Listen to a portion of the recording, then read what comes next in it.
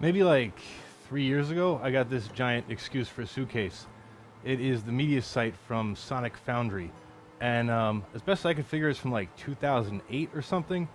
The reason I got it, and it was really cheap on eBay, is, well, the reason I actually bothered to get it. But the front of it is a monitor, and then the insides of it are apparently just a computer, some kind of PC compatible. I think like probably like a Pentium 4, because like I said, it's from like 2008, maybe even earlier. So it's, yeah, and then the other side, it's got power and a DVD CD drive. The idea behind this was to record like live streams similar to this one before they had tiny little devices to it for that, but it was more geared towards like corporate and universities and shit like that. Let me in fact show you. There we go.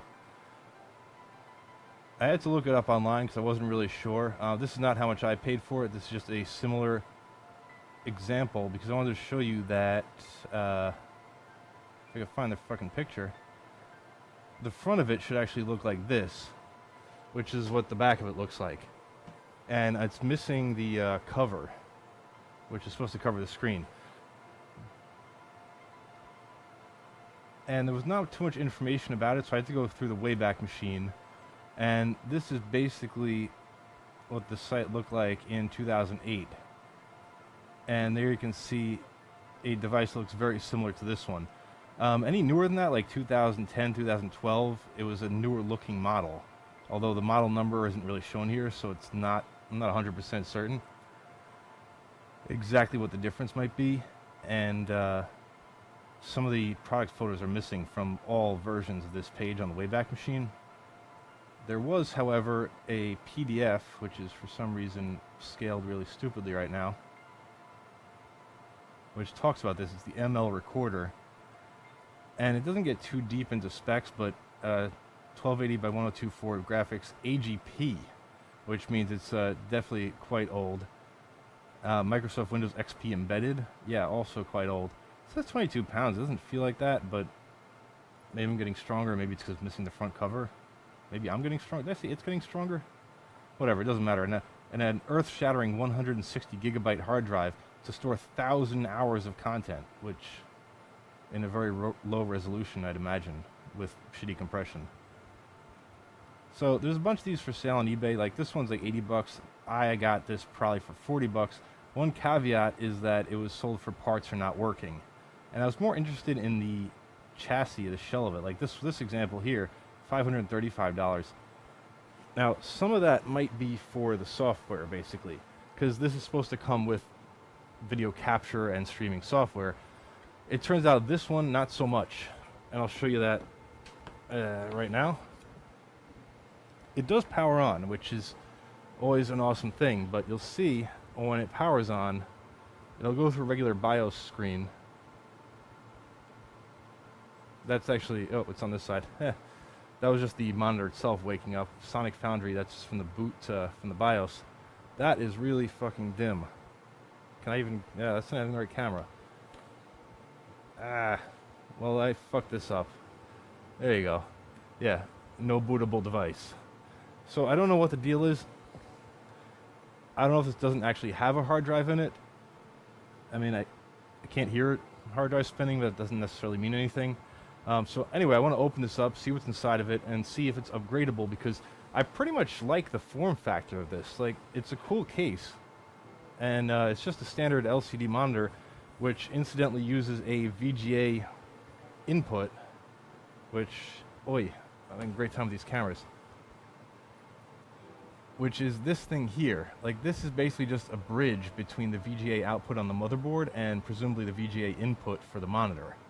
So if I disconnect this, it would disconnect the front monitor, and I could pipe this out to a computer, I mean to a different monitor, or pipe any computer into the monitor built into this thing. So theoretically, this case would be upgradable to a newer motherboard if it would fit physically in the chassis. And another problem, or potential issue, is the card slots are vertical in this, which means you need some kind of card adapter to come from the PCI, or in the modern motherboard PCIe slots, into this orientation. It would need to line up perfectly. So that might be tricky. But then again, nowadays, I mean, it would still be useful with just USB ports, USB 3, or even Thunderbolt. So, yeah, anyway, let me open this up and we'll see what's inside and see if it's any good. I mean, by good, I mean for future use as other things, not necessarily good as in with its current specifications. Let me get an overhead view here. So it looks like it should be pretty easy to take apart. There's 4 screws in each of these 4 corners and then a couple by the handle, which would presumably have to come out to open this thing up. Oh, one thing I want to show you before I do that. Another cool aspect of this is the feet, because it just stands up like this, but then you can actually articulate it like that, which, I don't know, I thought was pretty cool. And actually balances pretty well, even though there's nothing behind it other than these like little feet sticking out.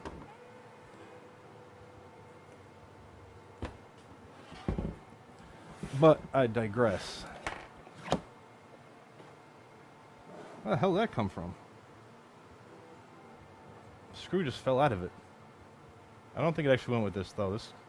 I think this came off a different computer of mine. Okay, the screw just escaped. Whatever. And they're hex head screws too. They're not like Phillips. So which is why I have these 2 other bits here. Yeah. Nothing too exciting, but when we put it behind an actual background, you can see relatively short screws. Makes it easy to take apart. This is probably one of those things that was definitely not user serviceable or meant to... Is this stripping? What is going on with this? It feels weird. Or not meant to be opened under any circumstances, lest you avoid the warranty, but considering this thing's warranty probably expired 12 years ago, I'm not too concerned. This screw just appears to be spinning and not actually coming out. And it's not like I'm stripping against the head. I'm locked into the head pretty good. That's going to be unfortunate.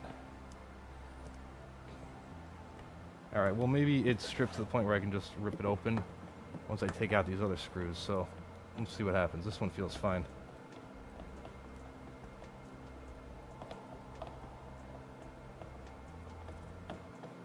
I mean, they really bite in there well. There's no thread lock or anything. Oh no, there is thread lock on them. There's yellow thread lock. That is why they're so difficult to turn. Not that yellow is all that strong. I mean, I think, what is it? Red's the strongest, blue's the second, and yellow's the third? I don't remember. The colors of thread lock compound, though, have meaning. Yet that meaning eludes me. Yeah, this one is definitely a little jacked up. That's really unfortunate.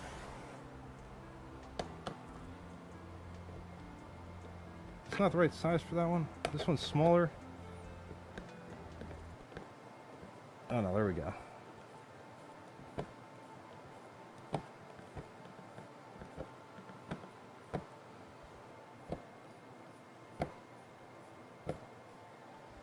It's like, what is it?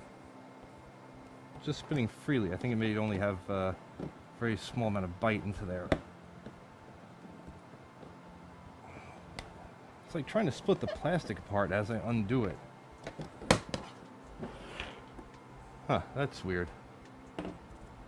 Like, I don't know if you're gonna be able to see this, but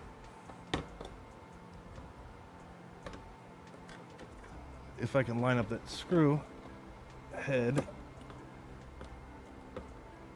See, it's just like causing that flap to, not flap, but that seam to open and close.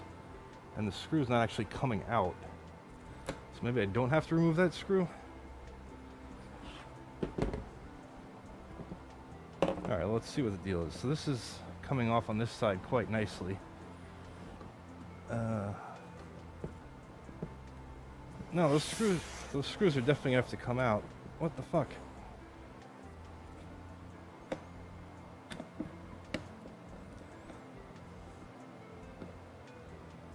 Let me just move them to the point where they're just like popping out a little bit. I think the handle's gonna have to come out too.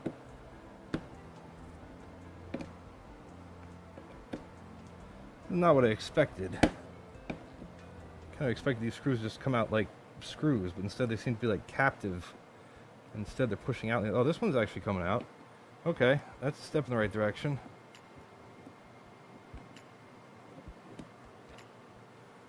Okay, same size and everything. I like when they use the same size screws. Nice brass threads on the inside. At least for these two. These are coming out a treat. I don't know what the deal with the, see, the two on the handle are coming out no problem. The two just outside the handle are the, ones that are giving me trouble. Oh, those might be, what are they, fucking decorative? Okay, well that one's out. Yeah, there's like nothing, what is the point of that screw? Oh, I see what happened. I'll have to show you this when I get it open, because you can't really, there's no way you're going to be able to see it on camera, but basically the screws go into these brass looking threads, and obviously that brass piece is just pressed into the plastic, and I think it's coming out with the screws is the problem. It kind of lost its grip on the plastic, either because this has faced some kind of trauma or just because of age, and it kind of sucks now, but yeah, that's definitely what's happening. That should mean I can pry this apart. I'll be right back. I gotta get a prying dealie.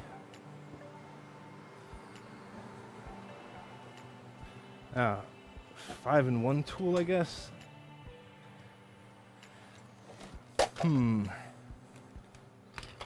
Or anything flat and hard, really. Where the hell is my 5-in-1 tool?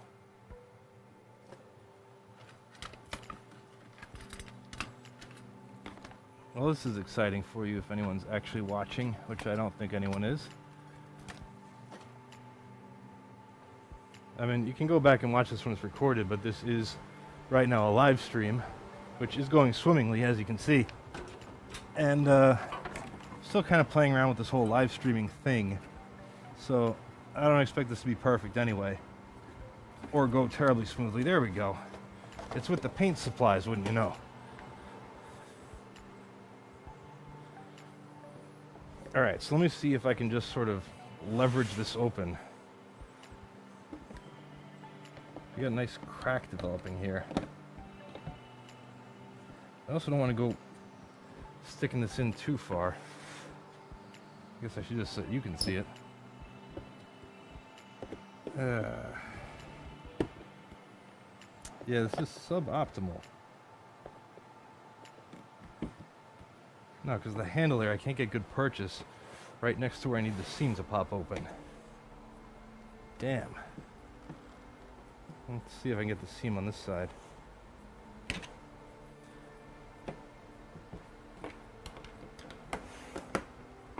Maybe a little turning whilst prying. You gotta be kidding me. This is because of that yellow thread lock. It's locked the screw into the brass threads, which means that the thread what do you call that? The little cup with threads in it, basically.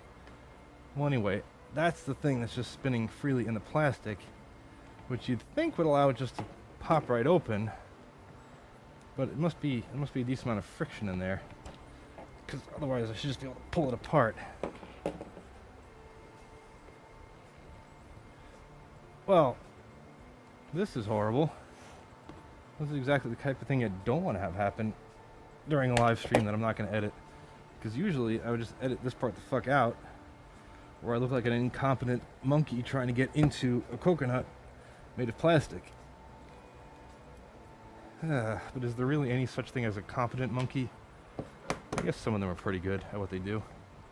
They don't get paid a lot. Huh.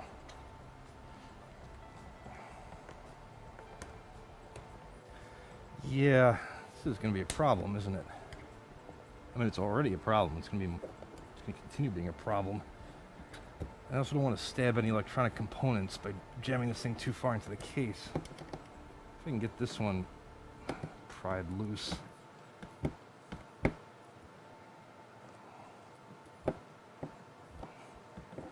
I mean, just release from the plastic then.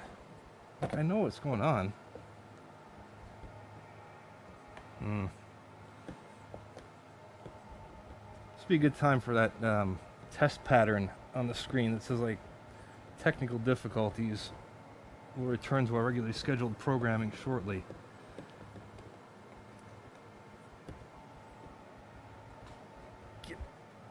I'm just going to mangle this whole case, aren't I? The case is the only part of this thing that I actually wanted. And that's what's going to end up being completely fucked up.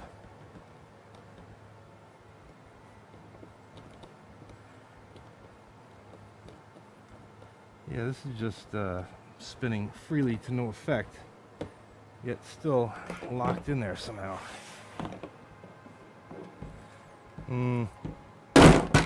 Well, brute force works. Did I cut my hand? No, I didn't cut my hand. Cool. Yeah, so now we can see... Oh, I actually broke the plastic. That's cool. Let me zoom in on this. So, here we go. This is one of the brass studs that's supposed to be in the plastic. And so you can see, like, the screw... Kind of got to flip this around awkwardly, but that is the screw. And then right on the other side of that is that brass stud, which is threaded on the inside and sort of knurled on the outside to bite into the plastic. But not quite knurled enough, I would say. And that went into this hole right here. Because this hole should have that same kind of press stud in there like this one does. Yet not so much. And that can be in shot. This is the one in the corner that was giving me the real problem too. And as you can see, I just broke the plastic right off. Like, the brass stud was still in there. And it didn't, rather than pulling out, it ripped sideways and just tore the plastic off. Not the biggest disaster in the world, I guess, because in theory this case is still salvageable. I could either repair that, or between these two screws, this screw and the other two down here, like, really it should hold well enough even without this corner being secured. So I'm not too worried about that. Take the handle off, I guess. Off of this glorified briefcase. So inside, this is kind of cool. It's just a sort of metal computer chassis, which is attached or is not attached. Is not attached. Now I just got to be careful, because on the other side of this is an LCD panel, and I don't want to end up smacking that around. Okay. So now, actually, let me leave that there for a sec. And, is there anything on this side that's going to be fucked up? No. That can just get slid around. That's fine. One thing notable about this assembly is that it has a sort of rubbery gasket around the whole edge. It's actually very malleable. And so the unit sat with its face on this gasket. And then there's gaskets around the side too. So I think it was just basically suspended between these two halves, rubbing on the gasket, which seals around the front of the screen. So like if this is like this, the screen just drops on here and touches the gasket on all sides.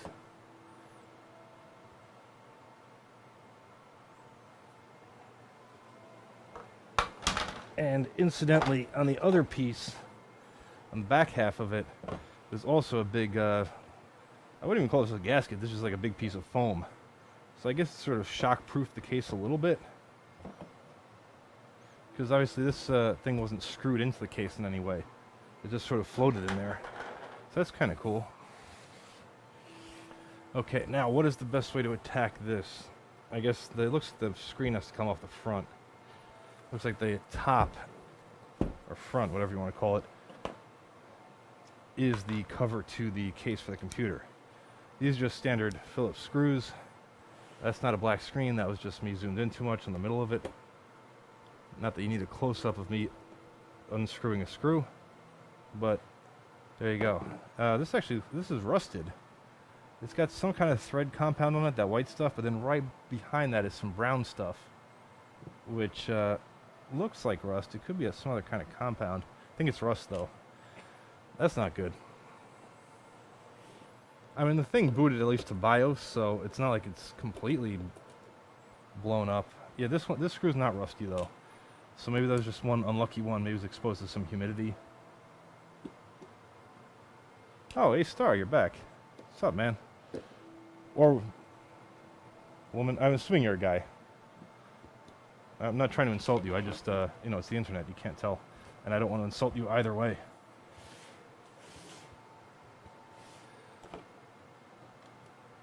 And one more screw down the bottom here. Ooh, that had a bunch of like weird compound that just flaked off in like powder form. Okay, let's see what this reveals. Do this carefully because there's undoubtedly wiring behind this, which there is.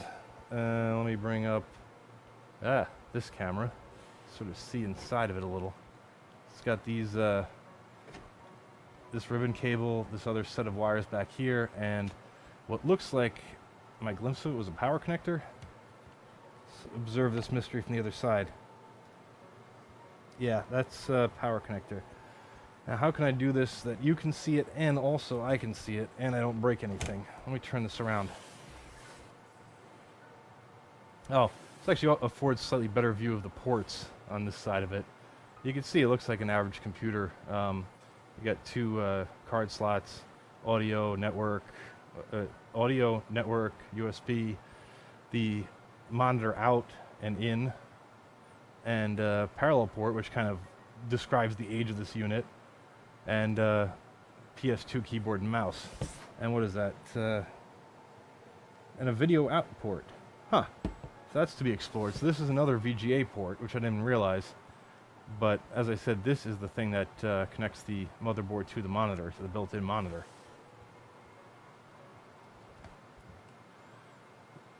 Yeah, exactly. The internal design, I'm hoping, is very much like a PC because ideally I would like to repurpose this case. Okay, so I can see what's going on better right now. This basic, I was going to call it a ribbon cable, but it's just a bunch of wires sort of strung together, or strung to the same two connectors. This goes to the, oh, actually I spoke too soon. That goes to some kind of header on the side of the case. Oh, that's for the controls.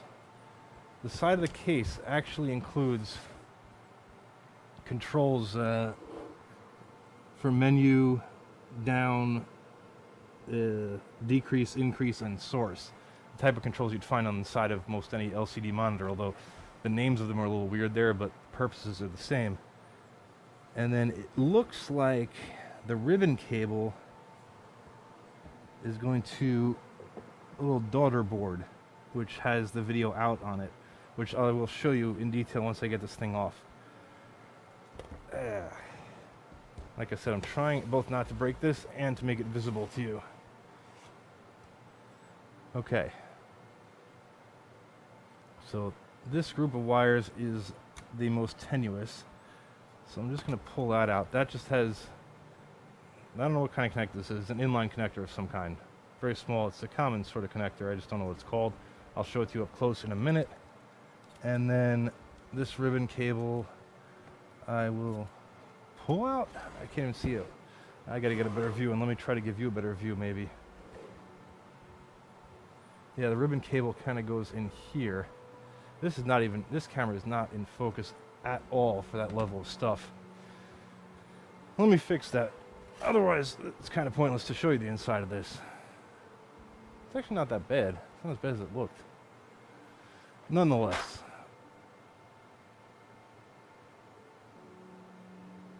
There we go. That's looking a bit better.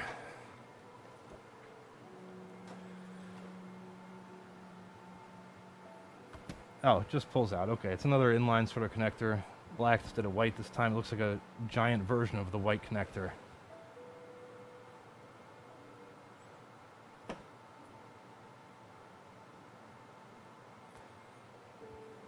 And then finally, there is this gray cable, which is power, and I know that because it is going to this Molex power connector. So that's kind of cool. The monitor is drawing it's drawing 12 volts from the regular computer PSU. And you can tell it's 12 volts because the yellow wire is 12 volts and it's hitting the yellow and the common on that side. So the monitor is now liberated from the computer. And this doesn't look like anything terribly crazy. LCD module, if you want to note the model number and look it up, I might look it up later, but Samsung LCD panel used. Does that mean Samsung LCD panel is used in here, or does that mean Samsung LCD panel that has been used and refurbished? I'm guessing just means used in here. So Samsung made the panel. I'm wondering how much this is custom. But I'm guessing the board driving the panel under here is probably pretty standard. Anyway, I will explore that perhaps later. I'm less interested in the intricacies and inner workings of the panel itself than of the computer. First, let's check out some specs. As one would expect, it has RAM and DDR2 512 megs of PC 5300. So, it has a gig of RAM because it's got two of these. I'm assuming this one's the same capacity. Yeah, they're identical. So, a full exciting gigabyte of RAM. Which, when this came out, to be fair, was probably a decent amount of RAM. Seat, there you go. The next thing I want to check out is the CPU. If I can get this shroud off. How's this shroud attached? I think, oh, it's Velcroed. Oh no, it's just stuck on there. It just sounded like Velcro. Okay. Oh no, it is, my bad. It is Velcro actually. It's just the adhesive happened to come off the case before the Velcro ripped open. Interesting. So you can see that shroud sort of covered these two fans so we could draw air right across the heatsink for the CPU out the back of the case, as one would imagine. And they're very low profile, very small fans.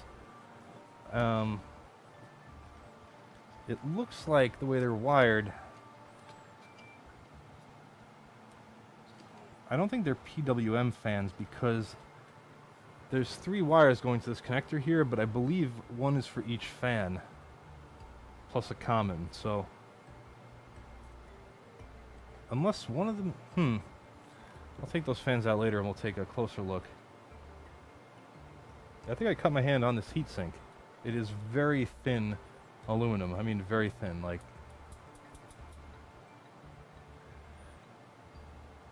alright, let's take the heatsink off. And for that, I need another hex head driver. Hopefully it's the same size that I used to open the case. It is not.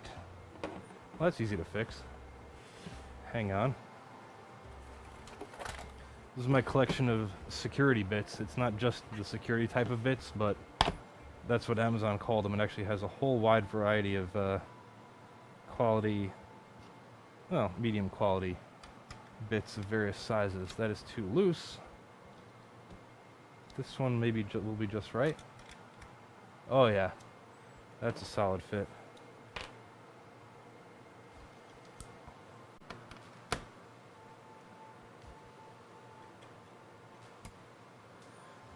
Yeah, no, that's a good point. I just saw your message. It is incredibly clean in here. Yes, I'm surprised. My guess is this might not have got a lot of use. I mean, you know, if it's a streaming device, it's probably not going to be used all that often. You know, maybe like an hour here, an hour there, as people are streaming stuff. Oh, good. A whole bunch of heatsink compound. But yeah, it's basically immaculate in here. Not a speck of dust, not even on the fans, not even on the heatsink fins. Very clean. Wow. Now what I need is paper towel to clean off that heatsink compound so we can see the processor. Now granted, I could have just booted into BIOS and looked at it there and probably got the spec off the BIOS, but This is more fun. Like I said, I'm going to guess a Pentium 4.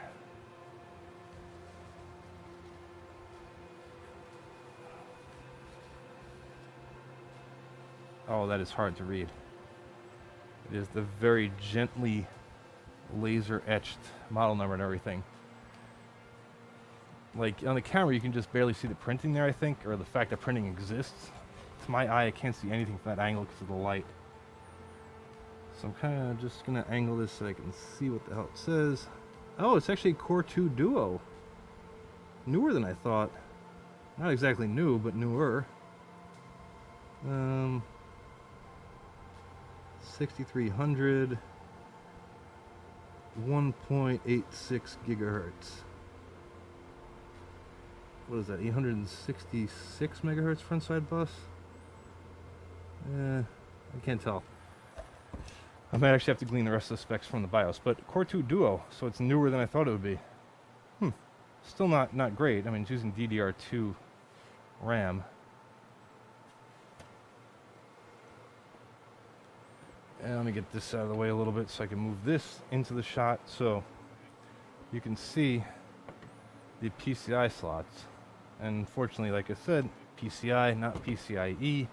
What do you expect on a computer this age? And this screwdriver will not penetrate to that screw, which is actually a Phillips screw, which is pretty nice of them. Let me go get a thinner screwdriver. Oh, actually, this one might fit. Yeah. Brilliant. So you can see on the side here, well, you can't really see, damn. Very small holes to get the screwdriver in to hit the screws at the top of these expansion cards.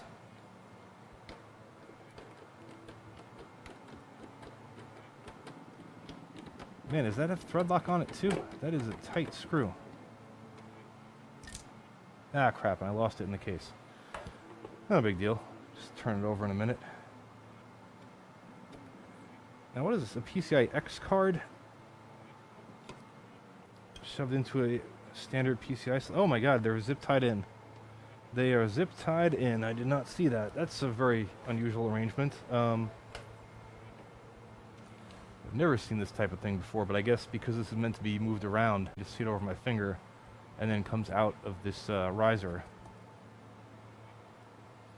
to there. Well, it's a little dark in the case, but let me pop that off. So yeah, that was sort of capturing the card at that end. Just a wise move. I mean, like I said, I've never seen it before, but smart if this is going to be bounced around and moved from place to place. There we go. It's a little bit of a tight fit. Viewcast Corporation. Okay. Now this has, I'm going to try to get it somewhat in focus, a 15-pin, well, DB15 connector, male, obviously. Actually, may not be obvious because it's like kind of bad lighting, but... And this was marked on the chassis, I believe. Yeah, it's marked, you're not even going to be able to read it probably from there, but it's marked audio video oh, wow, mirror image. Audio video capture. So, yeah, presumably that's VGA. I don't know if it's a VGA input. It might just be a connector for a breakout. So you could have multiple, like, composite lines coming into this. Because this was kind of before the days of HD. Why did this ROM drive open up? Anyway. This is probably a relatively... I was not custom card, but a relatively specialized card.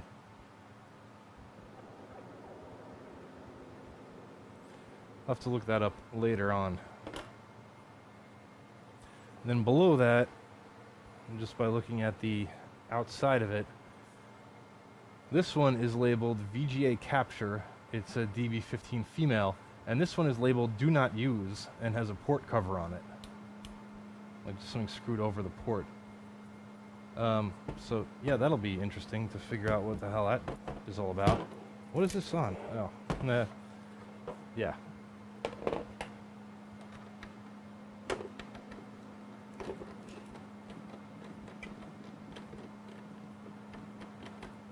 These screws are like not typical computer case screws. Like they're very meaty, and they also have some kind of thread lock compound on them. It's like, again, like white goopy stuff. It almost looks like pipe dope or something. Strange. Oh yeah, I gotta cut out the zip tie on this one. Boink.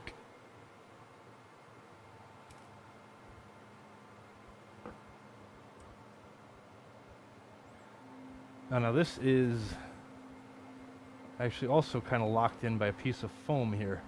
It's like the card is actually pressed into the foam. It's like indenting it in there. So as far as taking this out, if that foam will compress enough,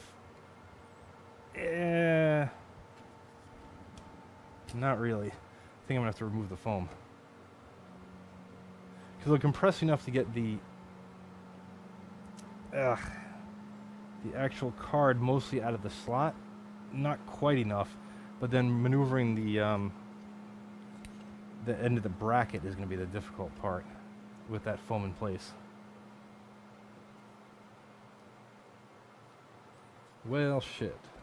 Let's get that back in there. So yeah, I'm just gonna... I feel kind of bad tearing out the foam though, and it is also adhered very well to the case. You know what? The foam though might be useful in the future though for this exact reason of keeping cards stable.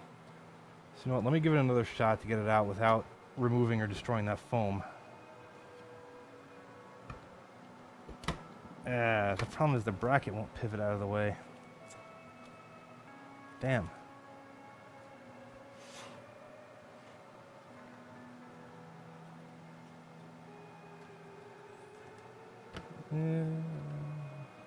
Oh, wait. Might be getting some progress here.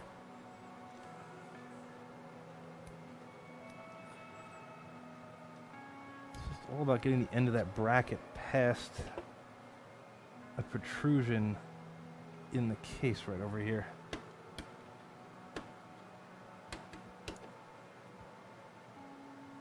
But it's kind of trapped between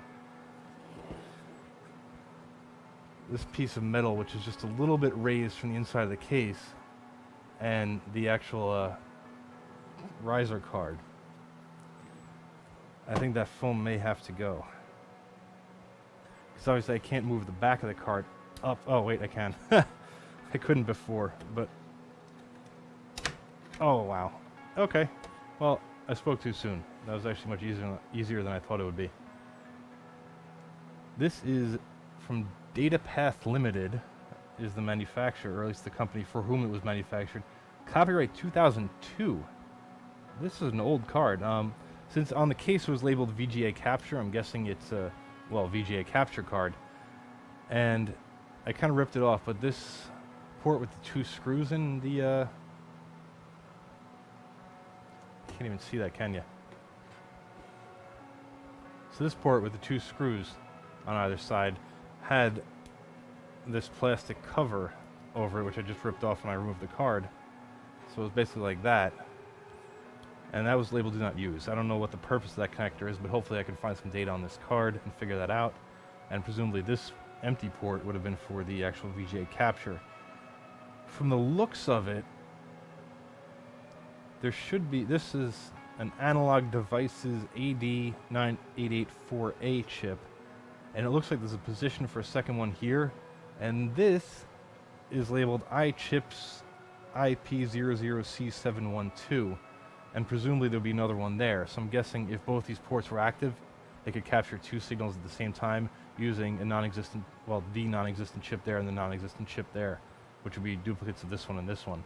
That's my guess. What goes in this slot, I have no idea. And I guess it only captures VGA and not audio. There are some headers on the end here, but they're not hooked up to anything on the inside of this case, so... I'm not 100% sure on that one. And I'm not sure why these are female connectors if this is for capture either. Like, if anything, I would think that this would be the capture card, because it's got a male VGA connector and on audio connector, but that audio connector is labeled line out, not line in.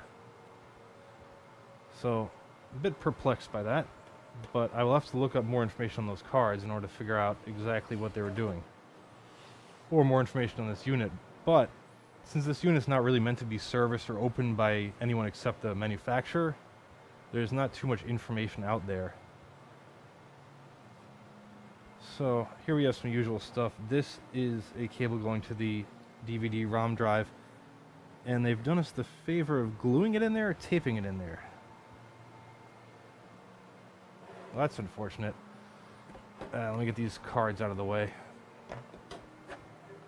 so that I can maneuver this case a little bit and show you some complexity here. So this is the IDE cable for the ROM drive, and in the corners it's got little bits of what looks like glue, and it does not quite want to come out. Not that it's essential to get it out. I mean, it's an IDE cable. It's not the most interesting thing in the world, but this might just be hot glue. It's just if it actually penetrated in between the male and female connectors, that might... Nope. Again, spoke too soon. I'm worried about nothing. So, yeah, standard ID connector. This looks like a pretty typical motherboard. I mean, I'm sure this was an off-the-shelf thing, and definitely... Well, not definitely, but almost definitely not custom-made for this company. The interesting thing is, on that PDF datasheet, it said AGP graphics. This has an AGP slot here under this wiring loom, but there's nothing connected to it. So, unless the onboard graphics are AGP, but yeah, I guess that's perfectly reasonable to assume. Although, my question would be, can you have an AGP slot on the motherboard if the onboard graphics are also using an AGP bus? Because I thought you could only have one AGP slot per machine, but I could be misremembering that. Now the riser card is interesting in that it is definitely like custom made for this case. It's got a ribbon cable coming from this PCI slot up to the riser card, which then feeds two PCI slots. And then we additionally have... Can I take this out? I probably can. It's also glued in on the corners. We have an additional like little card header with a very small ribbon cable going to this PCI slot. Ah, there we go. And as you can see, it only has a very few number of pins present. In fact, on this side, it's only got 4 pins. And on this side, 3, 7, 8, 9, 10. So yeah, a total of 14 pins connected. And it looks like 14 wires on this ribbon cable. I'm not sure what the purpose of any of those pins are, obviously offhand, but those are also wired into the riser card, and they all go up to the second PCI slot.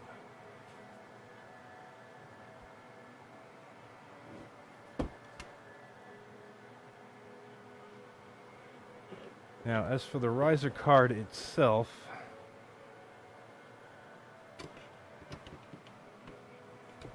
let's see if I... Oh! This board actually does have a single... Well, that is a PCIe slot. That's not AGP. I keep thinking this is a Pentium 4. So this riser card is held in by a screw there, and a screw down there, which I've already removed.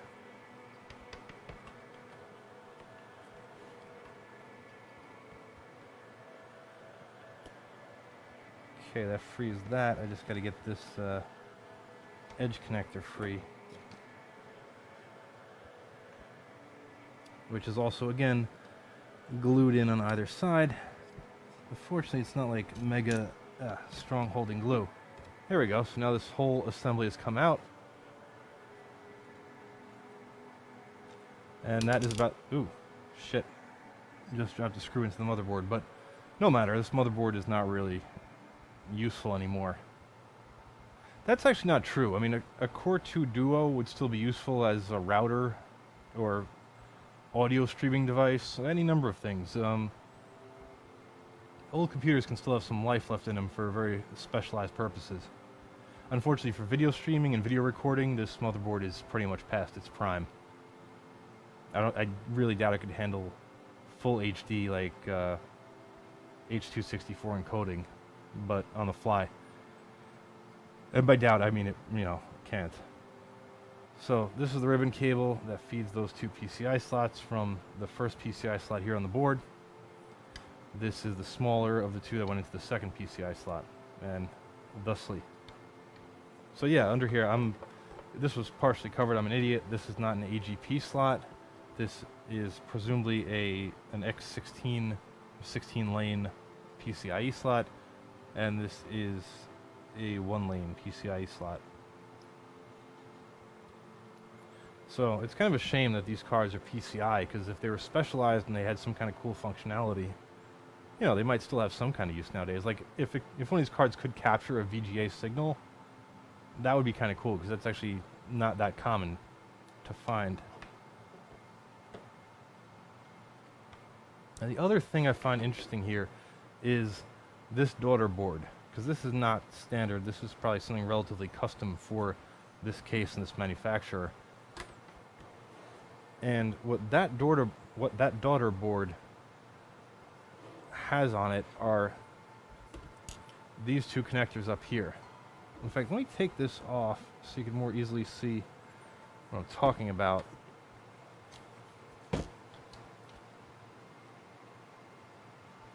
If I can take it off. I'm going to have to turn this away from you guys for a second just so I can see. Yeah, it just looks like there's two screws holding that on. The thing is, I need a very small screwdriver for them. So once again, I shall return.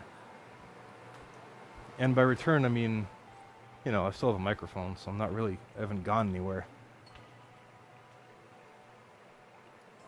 Where are my good miniature screwdrivers? I don't know. I'll use my standard old-timey miniature screwdriver or precision screwdriver set, as the case may be.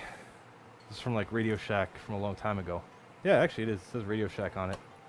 Just kind of guessing there, but it seemed like a reasonable guess. Some of these have thread lock on them though, because these tiny ass screwdrivers have no leverage whatsoever. Ah, fuck. Well, that's unfortunate. I either need a pair of pliers or my better set of precision screwdrivers.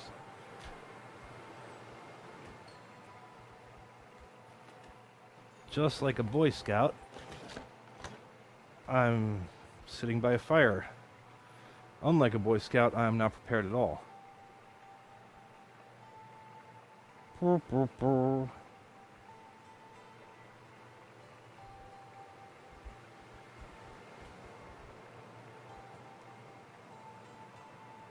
Well, this is some fuckery. Okay, I'm just gonna go with the pliers then. I'll show you what I mean in a second, because... Oh, don't tell me I'm not gonna be able to find my pliers. Come on. Oh, there they are. Haha. Sweet.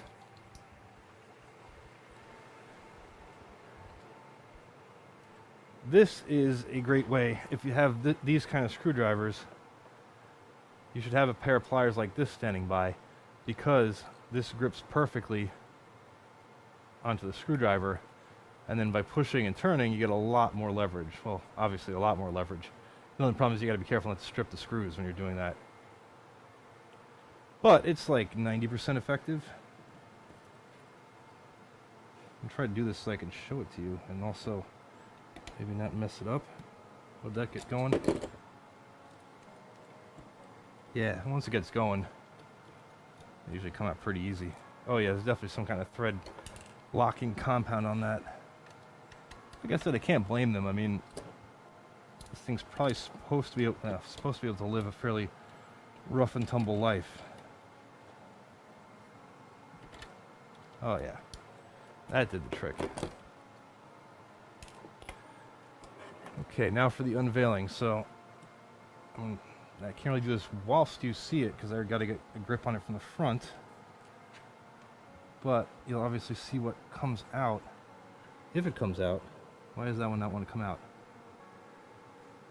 That's not held on with anything else, is it? No. Dun da da da. Presenting this thing. Haha. There it is. This is just a VGA pass-through, male to male, and it's a custom PCB. It's just a straight-through PCB. There's no circuitry or anything on this, but custom made to fit the exact dimensions of this case, where it's passing the VGA out from the motherboard, that's the blue connector there, up to monitor in, which is right there. Let me see if I can get a better... It's be a little out of focus, but at least you can see the positioning of the ports. So that's the onboard VGA, and that's the monitor in. And so this just goes right between them. It's basically the same as having a patch cable from the computer to the monitor. That's all it is. Now, the monitor in port that connected to is on this daughter board, and this daughter board had a pin header that I earlier disconnected from the monitor. So I don't know if that's passed through, if there's any active circuitry between those two. But the interesting thing is there are actually two VGA connectors on here. And again, sorry for out of focus, but the other one is video out. So I'm guessing maybe this acts like a splitter in essence, allowing the VGA signals come from the motherboard, go to the built-in monitor, and then also to an external monitor, potentially.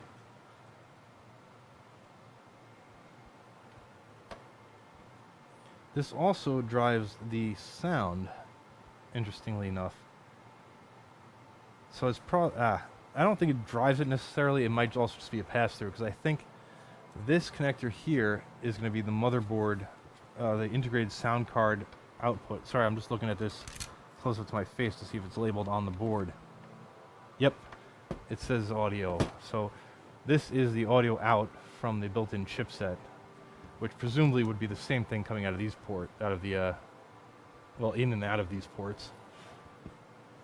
And I think this is just stereo audio out, because it goes up to this daughter board, and then from the daughter board it eventually makes its way over to this connector, which goes to this speaker in the front, and then this connector, which goes all the way around to a speaker all the way on the other side of the unit. And incidentally, those speakers line up with these holes on each side of the monitor. Actually, let me put it this way. I don't want to put it down on the panel. I'd rather put it down on the wires.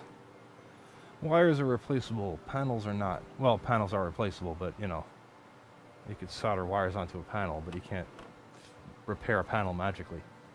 And then this connector is power coming from the standard ATX PSU to the daughter board. And then, more mysteriously, there's yet another VGA connector, or at least it's a DB15 female, sitting right here on the end of the daughter board, and I don't know what's supposed to connect to that. There was nothing originally connected to that when I took this apart. So it appears as if there's almost one VGA in and then two VGA outs, plus the monitor out. I don't know. Is it a three-way splitter? Unclear.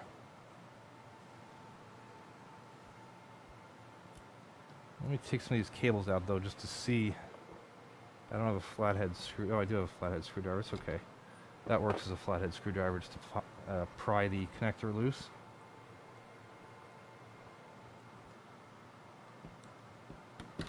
And these are very similar. In fact, I think they're the same as like the CD-ROM audio connectors from times of yore. And also, this is doing stereo audio from the motherboard. And then this, I misspoke before, is actually one connector that goes out to both speakers. Stereo pair. Now this daughter board, I believe, as best I can tell, is just held on by the retainer screws on these two connectors, on these two DB15 females. And I see no, I'm not gonna remove the daughter board because there's nothing to observe underneath it. There's no chips, no connectors, no nothing. And the only thing below that are the standard P4 type power connector and the back of all the motherboard headers, the kind you see on any ATX style motherboard. But I do want to investigate this daughter board a little bit. I'm calling it a daughter board. It's not really a daughter board because it's not like connected to the main board in any substantial way. But I didn't really know what else to call it. Ah, I see a clue. There are 2, 4, 6, 8 jumpers here. I'm wondering if those jumpers will change the signal from coming out this internal VGA port to the external VGA port. Yeah, it looks like, I can't see all the traces because it's a double-sided board, and that might be a good reason to remove this, but a lot of the traces from... Yeah, a lot of the traces from these, oh my god, from these jumpers. Wow, I just lost the word for jumpers. From this set of jumpers goes to this VGA connector. And I would assume the other side... Oh yeah, it's much more obvious. The other side of this set of jumpers goes to this VGA connector right here, which is the one labeled monitor in. Oh, okay. So, okay, so this one's labeled monitor in, so apparently it can take the monitor in internally. That's what it's for. So you have monitor in here, and if you change all these jumpers to the other positions, monitor in would be here. That appears to be what the deal with that is.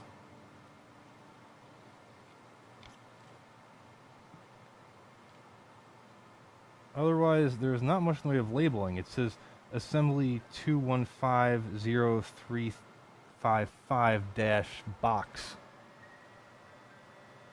I have a feeling this part's not going to be easy to look up online because it's probably custom made for this purpose.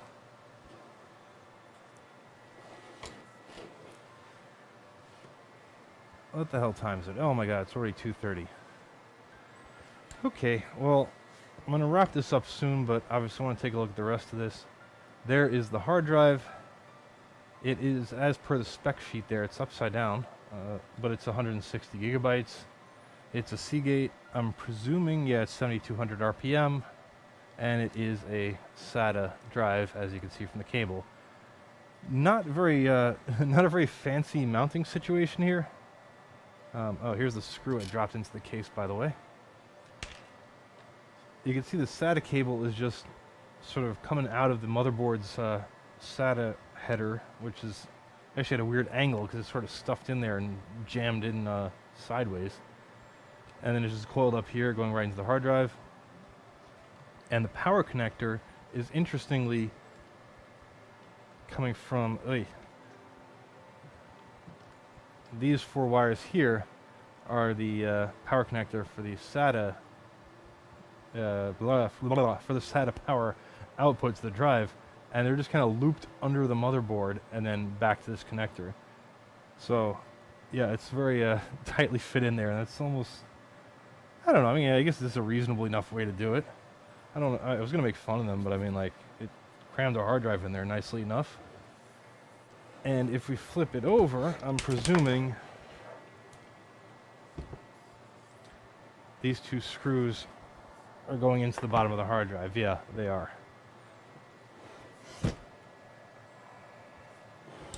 The only reason I'm not, well, the only reason I'm second guessing pulling the hard drive out is because of that connector sort of being jammed partially underneath the motherboard.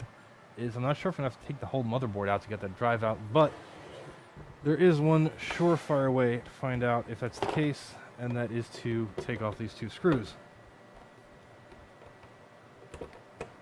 which also have some kind of thread lock compound on them.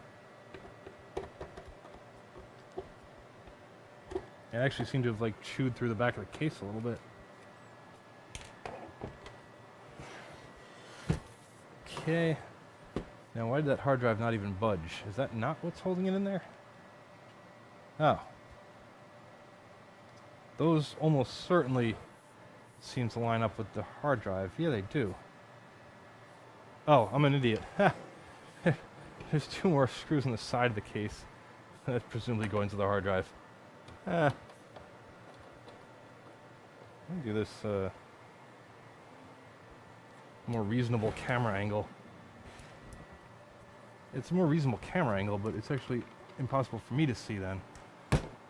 Like I said, I'm still kind of working on this whole streaming thing. Yeah, that's awkward. Trying to balance things out between you being able to see what the fuck I'm doing and me being able to see what the fuck I'm doing.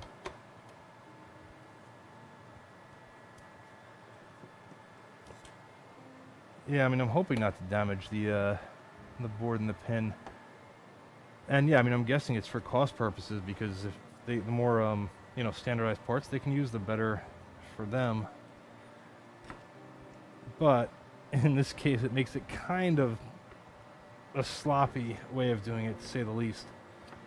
Ah, come on. Like I said, I want to try to maneuver this out without damaging the motherboard. I don't really care about the power connector so much, and I certainly don't care about this hard drive, because it wouldn't even boot to it. I'm guessing the drive's dead.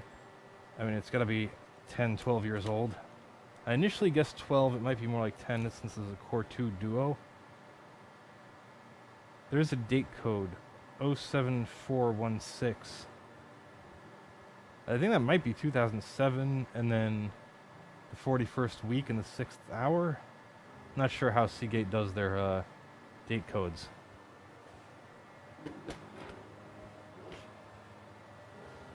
But then again, it doesn't really matter, because it's a 160 gigabyte hard drive, which is, you know, pretty much useless in this day and age. Like I said, older computers, like, you know, motherboard, CPU, RAM, still be useful. I have some fairly underpowered computers as my primary routers, because for routing, especially internet traffic, like, you know, on a non-data center level, it's more than enough. Even with VPNs running off those same computers, barely uses any CPU even at peak. But hard drives are just so shitty compared to SSDs. They're veritably useless in situations like this. I mean, obviously for storage density and price, I mean, I guess I shouldn't say density, but more like for price.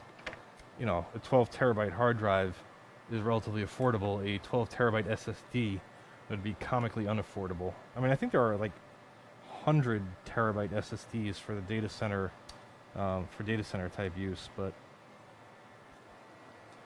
this ROM drive is relatively remarkable because it's obviously a laptop style slimline ROM drive, and they put a header on the back of it, or an adapter, so it takes a standard like floppy drive 4-pin Molex E connector.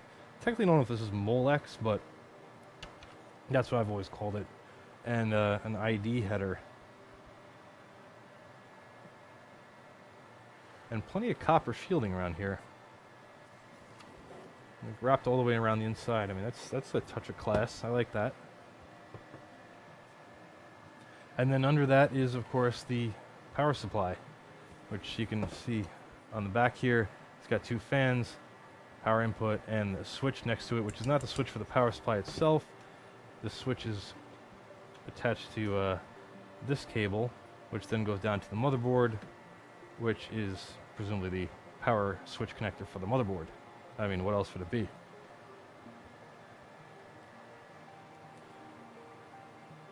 Alright, well, I'm more or less torn this down to my satisfaction. The goal of this was more curiosity than anything. Obviously, this motherboard, as I said, is not very useful to me nowadays, especially not in this form factor. And my goal would be ultimately to replace this with a newer motherboard, not necessarily something brand new, but something newer, because I would love to use this as some kind of like video capture device or video storage device, portable obviously. More for fun. I don't really need such a thing, but it would be a neat project to put together. I should have an old motherboard lying around that I could theoretically use for it. The main thing I'm going to run into as far as problems go is some kind of riser card for PCIe slots that would line up with the card slot connectors or the card slot ports on the back. That's going to be the tricky part of it. As far as the built-in monitor goes, that's obviously has to be driven by a VGA because this does not have any kind of HDMI or DVI interface that I'm aware of on it. Which is unfortunate, of course, because analog video is not the best video. And then it also begs the question of how to pipe that in. I would have to hope that any motherboard I put in here would have the VGA connector on board. It'd have to be an old enough motherboard to have a VGA connector in the first place, have it line up properly to hit that. Otherwise, I guess I could use a short jumper cable and sort of have it sticking out the back. Not the neatest solution, but anyway, these are all considerations for the future if and when I decide to eventually repurpose this case. I do like the case, I do like the form factor with its built-in monitor. It's very cool. This turns out to be a fairly well-made piece of kit. They clearly put a lot of care and design into it and made it very stable internally with all their thread-locked screws and weird zip ties. And I am going to look up these two cards and post something about them on my website, s.co.tt. Can't promise I'll do that tomorrow, but I am very curious about them, so I'll do it sometime soon. Don't want to go looking those up live on a stream because, well, that would be even more boring than the actual stream was. But yeah, that is it for now. A-Star, thanks for watching again. I bid you good night, and if you're watching this recording, thanks for sticking with me. And again, check out my website, s.co.tt. This is Scott.extras, my extras channel, because that's from putting these live streams till I kind of get the hang of it. My main channel is s.co.tt. Searching for that on YouTube is a pain in the ass because it'll just bring up Scott's. Like it's s.co.tt. Well, no period at the end. That's it. But go to that web address and you can link back to my YouTube from there if you're interested in seeing other videos that have been edited and are maybe more interesting than this one. That was a long sign-off. Good night.